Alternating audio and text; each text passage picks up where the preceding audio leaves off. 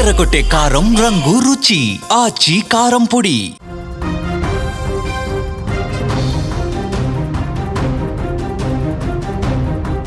హైదరాబాద్ నాంపల్లిలో చోటు చేసుకున్న అగ్ని ప్రమాదం తీవ్ర విషాదాన్ని నింపింది. నాంపల్లి చిరాగ్ గల్లీలో ఉన్నటువంటి బచాస్ ఫర్నిచర్ క్యాసిల్ అనే భవనంలో నిన్న మధ్యాహ్నం సమయంలో భారీ అగ్ని ప్రమాదం జరిగింది. ఇప్పటికీ సుమారుగా 18 గంటలు దాటినా కూడా ఇంకా అక్కడ మంటలు పూర్తి స్థాయిలో అదుపులోకి రాలేదు. అక్కడ పొగలు అలుముకొని ఉన్నాయి. G+4 అంతస్తుల భవనంలో 2 సెల్లార్లు ఉండగా శనివారం మధ్యాహ్నం ఓ సెల్లార్లో మొదలైనటువంటి మంటలు ఆ భవనం అంతా కూడా విస్తరించాయి. యాక్చువల్గా శుక్రవారం రాత్రే చైనా నుంచి ఆ యొక్క డంప్ అంతా కూడా రావడం జరిగింది. ఫర్నిచర్ డంప్ అంతా కూడా రావడం జరిగింది. అది కింద ఉన్నటువంటి 2 సెల్లార్లో నింపేశారు ఆ ఓనర్.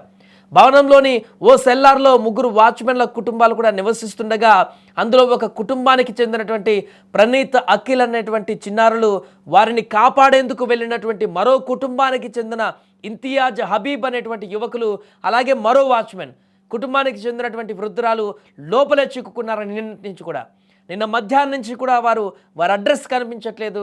అయితే వారంతా ఊపిరాడక చనిపోయి ఉంటారనేటువంటి ఒక అనుమానాలు ఇప్పుడు వ్యక్తమవుతున్నాయి. దీంతో వారి కుటుంబాలలో తీవ్ర విషాదం నెలకొంది. ఎందుకంటే నిన్న మధ్యాహ్నం మొదలైనటువంటి మంటలు, పొగలు, ఆ యొక్క పొగలు మంటల నుంచి ఈ 5గురు అడ్రస్ ఇంకా కనిపించలేదు. నిన్న మధ్యాహ్నం నుంచి నాన్ స్టాప్గా అక్కడ రెస్క్యూ ఆపరేషన్ కొనసాగుతూనే ఉంది. మంటలను అదుపు చేశారు. మళ్ళీ పొగలు అలుముకున్నాయి. ఈరోజు ఉదయం కూడా సెల్లార్లో ఇంకా అదే రకమైనటువంటి హీట్ వాతావరణం ఉంది.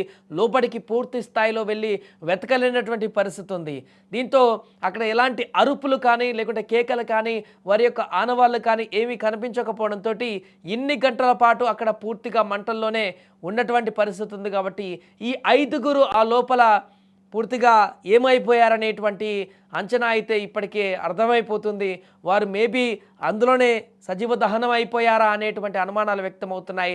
దీంతో వారి కుటుంబ సభ్యులందరూ కూడా, బయట ఉన్నటువంటి వారందరూ కూడా తీవ్రమైనటువంటి రోదనలతో, విషాదవదనంతో రోధిస్తున్నారు. అక్కడ ఇంత దారుణమైనటువంటి పరిస్థితి ఏర్పడింది, ఊహించినటువంటి అగ్ని ప్రమాదం అందరినీ మింగేసిందే అనేటువంటి వారి యొక్క బాధ అయితే అక్కడ వ్యక్తం చేస్తున్నారు. ఏదేమైనా కూడా నిన్న మధ్యాహ్నం నుంచి కూడా నిరంతరాయంగా ఇప్పటికీ ఇంకా అక్కడ రెస్క్యూ ఆపరేషన్ కొనసాగుతూనే ఉంది.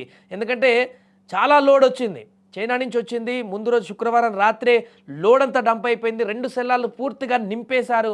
చాలా హెవీగా డంప్ ఉంది ఫర్నిచర్. అదంతా కూడా శనివారం మధ్యాహ్నం అగ్ని ప్రమాదం చోటు చేసుకోవడంతో మొత్తం కాలిపోయి దట్టమైనటువంటి మంటలు, పొగలు ఏర్పడి అదంతా కూడా ఉన్నటువంటి ఫర్నిచర్ అంతా కూడా దహనం అయిపోయే వరకు కూడా కంట్రోల్కి రావట్లేదు. భారీగా వచ్చినటువంటి ఫర్నిచర్ ఐటమ్స్ అవన్నీ కూడా. దీంతో పూర్తిగా అక్కడ విషాద వదనవంతకు అల్లుకుంది. నిన్న సజ్జనారు కూడా అక్కడికి రావడం జరిగింది. సిపి అక్కడ మొత్తం పరిస్థితిని మానిటరింగ్ చేశారు. సెల్లార్లో ఉన్నటువంటి పరిస్థితిని కూడా చూశారు వారు. ఏదేమైనా కూడా హైదరాబాద్లో నెలకొన్నటువంటి మరో భారీ అగ్ని ప్రమాదం అయితే పెను విషాదంగా మారింది. పెద్ద ప్రమాదం అని చెప్పొచ్చు ఇది.